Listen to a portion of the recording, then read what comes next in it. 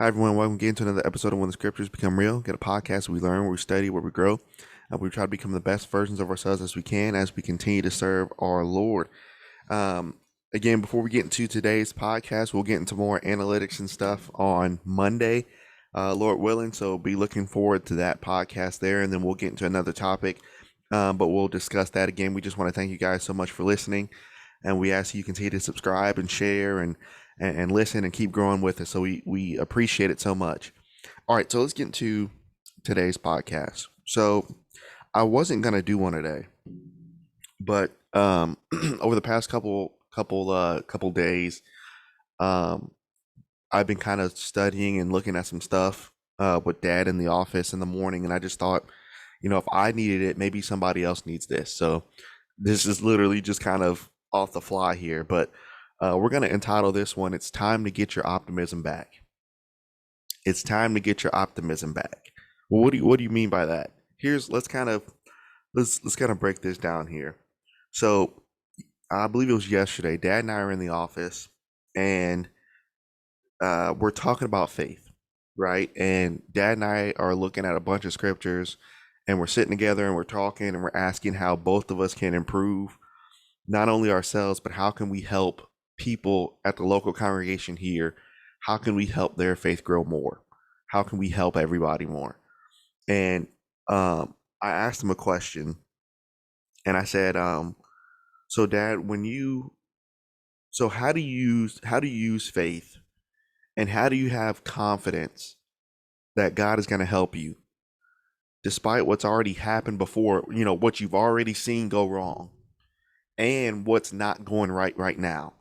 How do you have that ultimate confidence that the Lord is going to handle it in the future? So how do you help people? How do you help people see that it can get better when all they've seen is it hasn't gotten better? How do you help people?" And so Dad explained it, and he said, "Well, I think sometimes we have a false view of what faith is, and we think just like Job's friends thought. We think that when we do good, then good things are going to happen because we decided to do good. That's not how faith works. It sounds weird to say that. It does, but that's not how faith works. So when you use faith, you could do something that the Lord wanted you to do.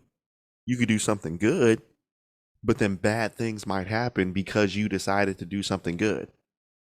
But then also on the flip side, by not using faith, you could do something bad and you might get something, and I'm putting it in quotations, you might get something good. You might get more money. You might get more friends. You might get more whatever. And so the thing Dad said is, people in that situation, you have to help them to trust God, and you have to help them believe in his character. And I was just kind of mulling on that and thinking about that for the past couple days. And I realized, I need to get better at that for myself before I even start teaching people.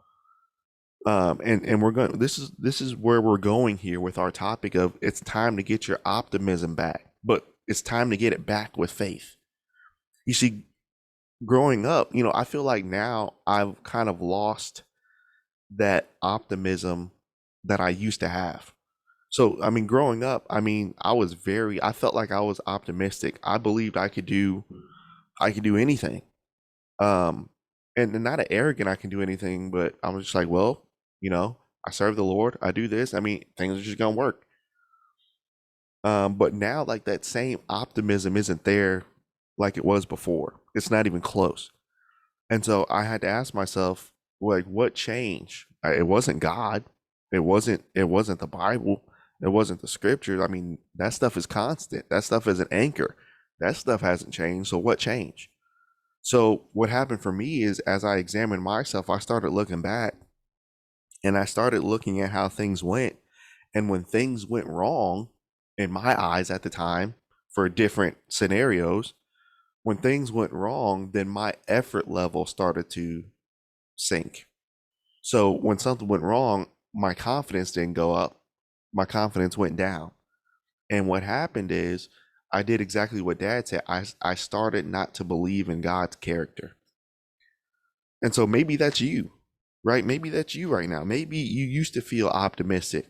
Maybe you used to have this great optimistic outlook on life, but then things happen and it just seems like you're not as positive or you're not as optimistic as you used to be. Maybe that is you. And if so, this I hope this helps you today. This quick study really helped me. And so I want to look at three things that will take away our optimism. Three things that I came up with that will take away our optimism. And as we go through this, I think this will help break down some problems, but I think this will also help us to get better, because what we want to do is we want to have that faith in God to where when things happen, we still have the ultimate confidence that things are going to be okay. And that's the goal. And that's the goal for myself. And that's the goal for me to transfer onto you. All right. So let's start with the first one. The first thing that will take away your optimism is when you start playing games with yourself. When you start playing games with yourself, it'll take away your optimism. You're like, what are you talking about? It doesn't make sense. Well, think about this. There's two destroying mindsets that you and I can have. Two destroying mindsets. And remember, we're talking about spiritually here, but I mean, physically this works too. But spiritually, here's two things that are going to destroy you. One, when you think you're stronger than what you really are. That can destroy you, because when you think you're ready for so many other things, and then all of it bombards you and you're not ready, then you'll really realize how much work you still got left to do. And that's a bad place to be in. But then number two, the second destroying mindset is thinking that you can never get better. Well, I might not be strong, but I don't think I can get stronger. See, now that'll destroy you too. And so the thing about faith is, so many times with faith, we try to think about things like rationally, but you can't think about faith in a rational way. And so here we always bring up the golden rule, right? So treat others the way you want to be treated, basically. So if you do good, then what's going to happen to you? Good's going to come back. If you do bad, what's going to happen? Bad's going to come back. So, but with faith, you got to think about, faith is not something that makes sense rationally. You can't use your human reason and my human reason when making a decision on faith. And so think about this. Look at Genesis chapter 3. And I want you to look at verses 9 and 10. And again, if you're new to the podcast, we love to open up our Bibles here, and we hope that you'll open and study with us here. So Genesis chapter 3, and I want you to look at verses, let me make sure I have the right text here. No, that should be Exodus. I'm sorry. It should be Exodus chapter 3. Exodus chapter 3, verses 9 and 10. Now, while you're turning there, this is where God calls Moses. Now, remember, Moses at this time, he had already left Egypt, and now he's shepherding in Midian for 40 years. So he'd already left, and he's been gone for 40 years. But now God talks to him. Now, notice what happens here in verses 9 and 10 of Exodus chapter 3. It says here, notice this. Now, therefore, behold, the cry of the children of Israel come unto me, and I have seen the oppression wherewith the Egyptians oppress them. Come now, therefore, and I will send thee to Pharaoh, that ye may bring forth my people, the children of Israel, out of Egypt. So think about what Moses just saw.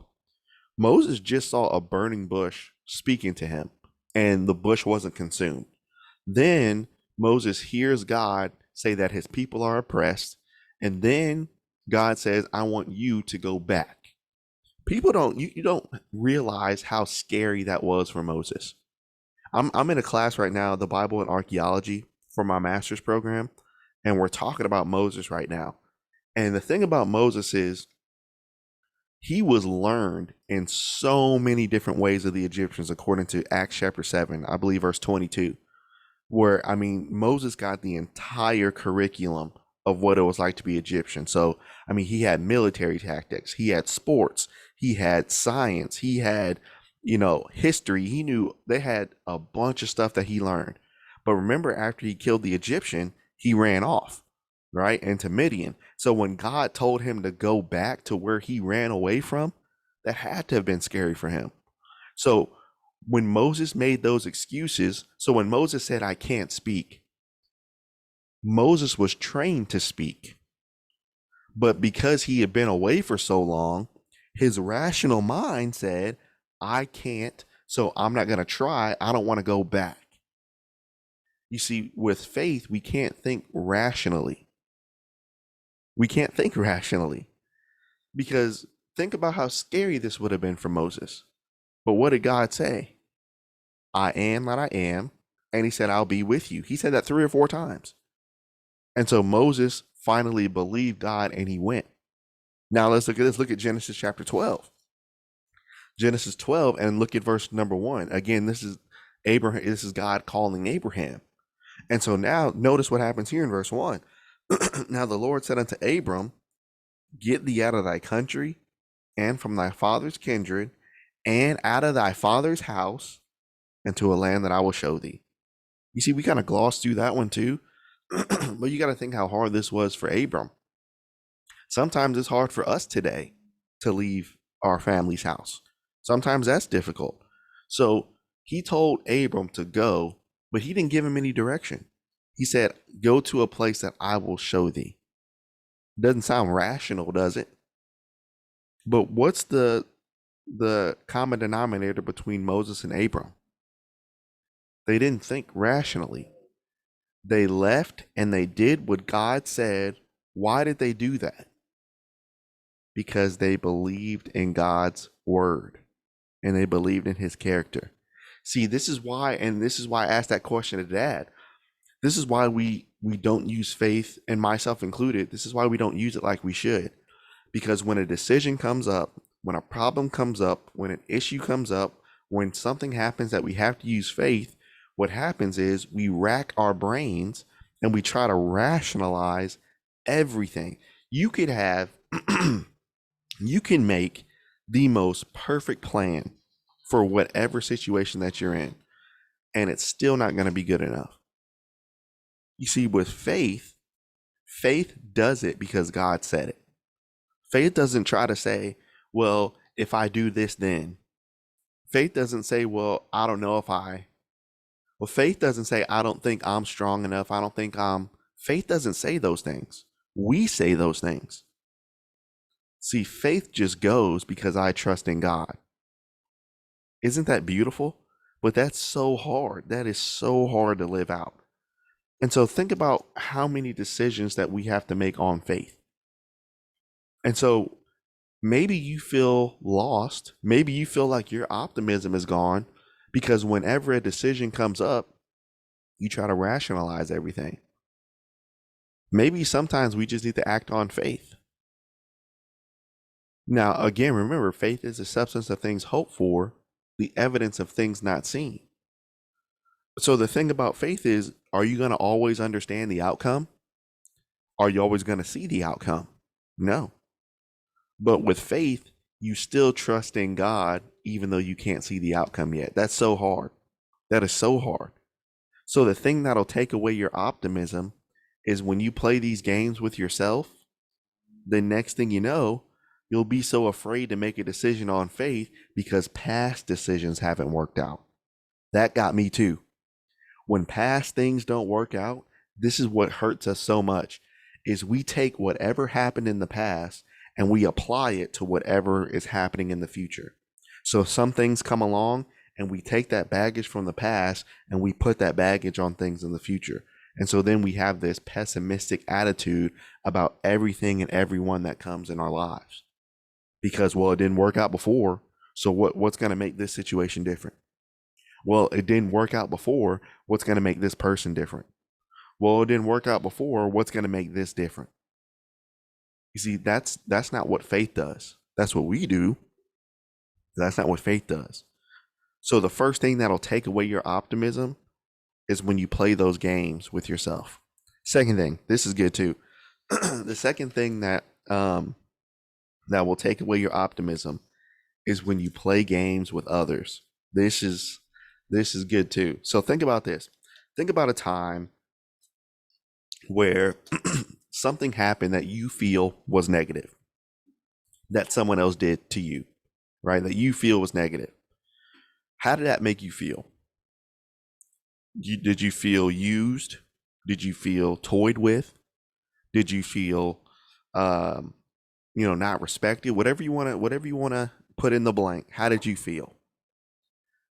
So what happens is sometimes while we continue to play those games with ourselves, sometimes what happened to us in the past, we do to somebody else because we haven't used faith. What do you mean by that? Here's, I want y'all to show, if you're watching the video portion here, I'm holding up this book. It's a great read. I hope you guys can pick this up. It's called Understanding People, Learning to Get Deep, Longing Relationships with People, by Dr. Larry Crabb. And what he does is he goes through this book and he goes through the certain emotions that we feel when things happen. And um, he comes from a Christian background or a religious background. And so you got to think about this. He mentioned this in his book. He says things that we don't understand. Now remember, what does Hebrews 11:1 say? Now faith is the substance of things hoped for, the evidence of things not seen, or the things that we don't understand. So this is what he mentions. Things that we don't understand sometimes, it damages our pride. And what happens is it makes us vulnerable. Then what happens when we become vulnerable because we've been playing these games with ourselves and we've been playing games with other people, then every time something happens or something happens in the future, we become defensive.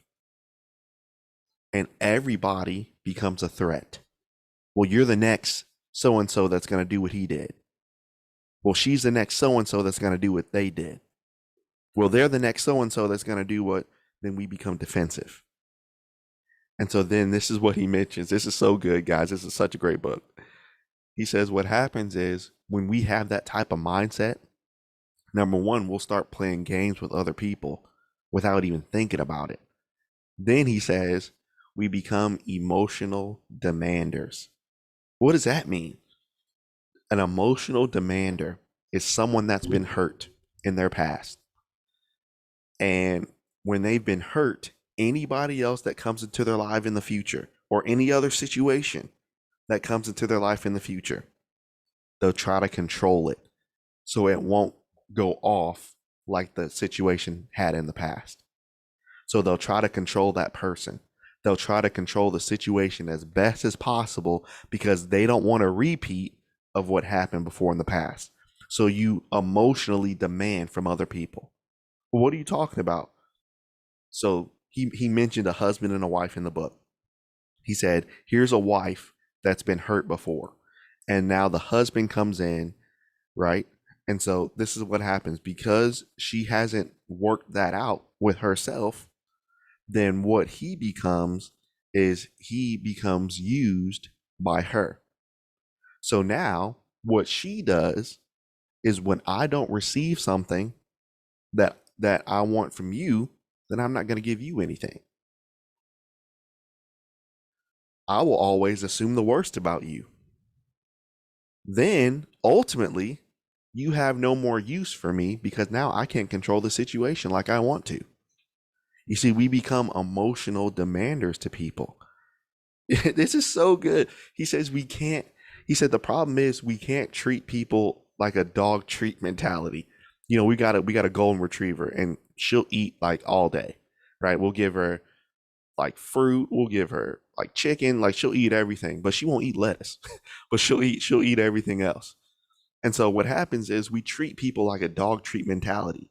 Because we're hurt, because we've been playing games with ourselves, because we haven't used faith, um because we've been playing games with other people, and because ultimately we've lost our optimism because of what happened before, then we treat people with a dog treat mentality. You do something for me, okay, I'll do something for you back. I'll give you a treat. I'll give you, and the treat, I'll give you my affection and I'll give you my attention. But you don't do something for me, then I close myself off until you give me what I want. You see, now you become defensive. See, now what are you doing? What am I doing? Now we're playing games. See, I don't know about you, but I don't like playing games. I don't like playing games. And so the thing is, we can't grow in faith if we're this way with ourselves and if we're this way with other people. I mean, there's no way we can do that. And so he mentions this, and I want to read this quote that he wrote. He says, Christians who deny how they really feel and use and examine their emotions, they typically are the ones that are unable to enter and to touch another person's life deeply. They've sealed off themselves and they won't be able to properly deal with the deep parts of other people. Spiritual maturity is to feel all of your emotions and not get bitter and not manipulate, but trust God for strength to persevere. How awesome is that? That is incredible. But you got to think, how many marriages do we have? How many relationships in the church? How many families do we have with two people that are playing games with themselves? Then they got together. Now they're playing games with each other. Now their family is messed up. Now they got kids. Now it's all. You see how we just got to get back to the Bible, guys? You just got to get back. But here's how you stop playing games with other people. You got to learn to examine where you're at. Look at this. Look at Psalm 139. Psalm chapter 139, verses 23 and 24, I believe. Make sure I have the right text. Yes. Psalm 139, verses 23 through 29. Yeah, that's the text. So notice this. So what happens is, instead of examining ourselves like we're called to do, what happens is, instead of fixing, not, I don't want to say that word. I don't want to say fixing, but instead of learning to deal with and handle with our emotions and what's happened before, then what happens is we get defensive and then we hurt other people. But notice what the psalmist writer, or actually David here, notice what he asked God in verse 23 and 24. He says, search me, O God, and know my heart. Try me and know my thoughts. You know, and this is something that I need to do more. And I needed to do more when I talked about it with Dad in the office. You know, it wasn't the most pleasant experience to sit there and talk about what you're not doing. It really wasn't, because you realize, man, like, I am not exercising faith the way that I need to. Like, that wasn't a fun, happy-go-lucky conversation.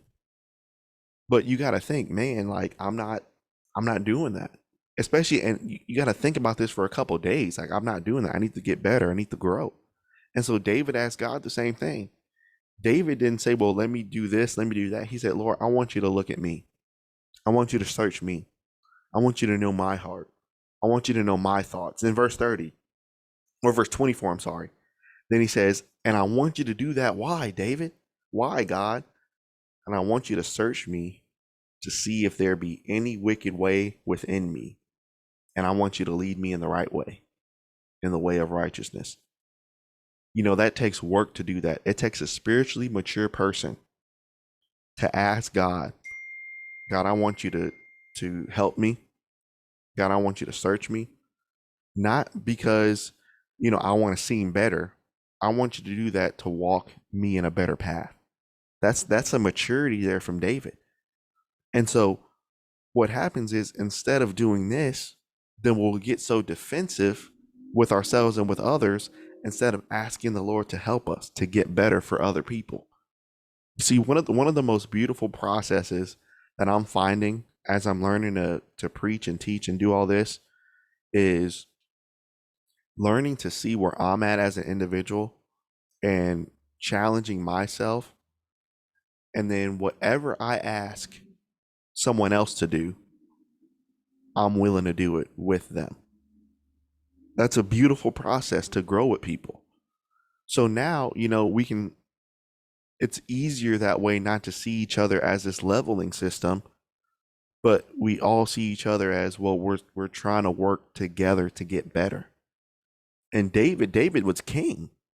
And David said, look, Lord, I need help. I need help.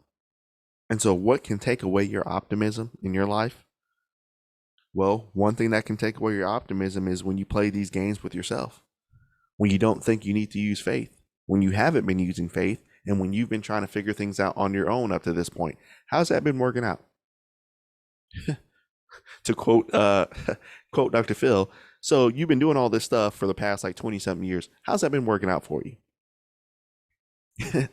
You got to be real when you examine yourself. So okay, so let's say you've been doing everything you're doing up to this point. Are you happy? Most of you are probably saying no. Do you feel like you can grow? I hope you would say yes. You feel like you can improve? I hope you can say yes.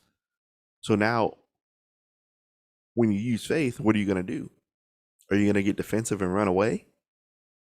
Or are you going to examine yourself and do what you can to get better?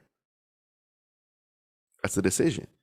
Then another thing that can take away your optimism is when you play these games with others. Because you haven't used faith and because you're so defensive and scared because of what happened in the past, then you apply that to everybody else in the future and then you start playing games with them. So then next thing you know, you might not even see yourself doing this. Well, I'll only be nice to you if you're nice to me. I'll only give you attention if you give me attention. You see how you start to try to control people? You try to control situations? It's a defense mechanism. You do that so you won't feel what you felt before. But people aren't meant, here's the thing that spiritually mature people understand. People aren't meant to be controlled. People aren't meant to be manipulated. See, what people need from other people, they need the gospel. And number two, what people need from other people is they need to feel true love from people, true agape. They don't need you to control them. You don't need to control other people to get what you want. I don't need to control other people to get what I want. You can't do that with people. And so maybe your optimism is not where it needs to be because maybe all this time, without you knowing, that's what you've been doing with everybody. In some way, you've been trying to put somebody in this box and control them when you can't do that. Then number three, what's the third thing that'll take your optimism away? When you play games with God. You see, the first two hurt us a lot, playing games with each other and playing games with ourselves. But then ultimately, we lose our optimism and we lose our faith in God because we're playing games with him. You see, Hebrews 11:6, it mentions, but without faith, it is impossible to please him. But you have to believe that he is and that he is a rewarder of them that diligently seek him. See, this is what Dad and I were talking about, what was so hard and what I've been thinking about all week. You see, trusting God through trial, trusting God through disappointment, through hurt, through pain, through the unknown is hard. It is hard.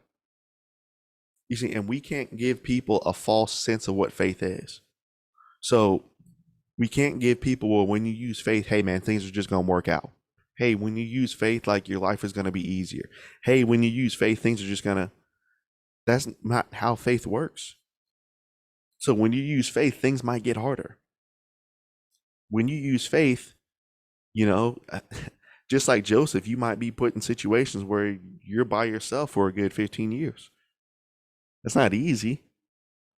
But what happens so many times, and this is what happened with me too, is when you make a decision on faith or decisions on faith, and after you made certain decisions, right, plural, when you make those and things don't work out the way that you thought they should, or things aren't working the way that you feel that they should, then we lose our optimism in God. Well, Lord, don't you see me giving this effort? Don't you see me trying to be the best that I can? I'm trying, I'm giving everything I've got to you. I'm doing all this. I've done all this. But why is it that like it's just not working? Like it doesn't seem to be working. And so what happens is then we lose our faith in God because things aren't working because we can't see it. And that's hard. But one thing about faith is you have to believe that God knows what he's doing. And you just got to follow. That's so hard. That's so hard. And think about Joseph for a second. 16 years of doing what the Lord wanted you to do. 16 years of growth, 16 years of doing all that, and nothing happens. You know, you think about how hard mentally that would have been for him. And so when it comes to having faith in God, faith doesn't think rationally, not necessarily. What faith does is faith believes in the word of God. Right now, we're studying Job right now. And, we're going verse by verse and we're going like really slow. And as we're studying Job, I think about the mental fortitude that he had to have. Think about Job making the decision on faith to keep believing in God after months of suffering, after months of hearing his friends. And here's the hard part. You never really think about how hard that would be until you break that down. So think about this. Think about if you've made a decision on faith in your life. And let's say you got a group of 4 or 5 people that you consider faithful. And you make a decision on faith. And imagine those 4 or 5 people that you consider friends, that you consider faithful. Every conversation that they have with you, they question your decisions. Every single conversation they have with you, they say some way it's your fault. Every single conversation, they paint it as you did something wrong. That's why you're suffering.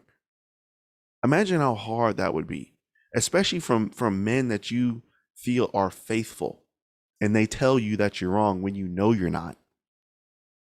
It's a tough situation to be in. But what Job continued to do is he continued to trust God. So how do you get your optimism back? Instead of playing games with yourself, grow with yourself. Grow with yourself. Really, and sometimes you got to dig into some places in yourself that are scary. Sometimes you gotta open up some doors that, hey man, I needed to do better here. I probably shouldn't have done that. I probably could have done this better.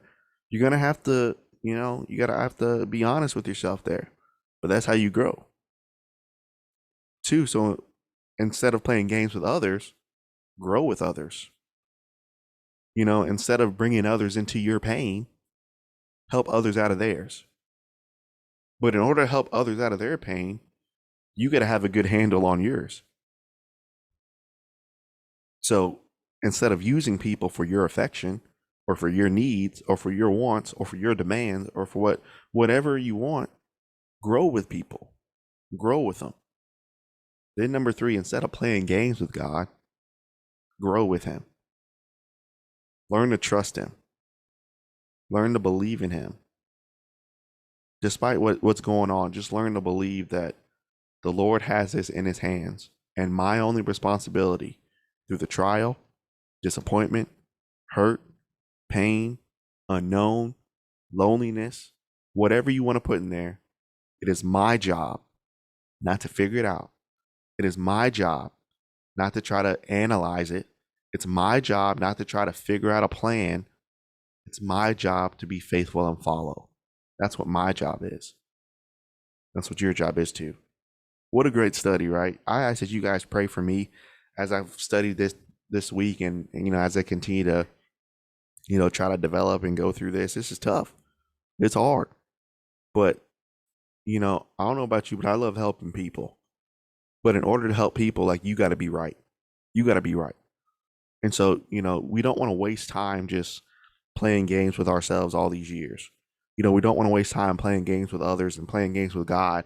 The next thing you know, we look up and we're 40 and we're bitter because we didn't want to put in the work in our 20s.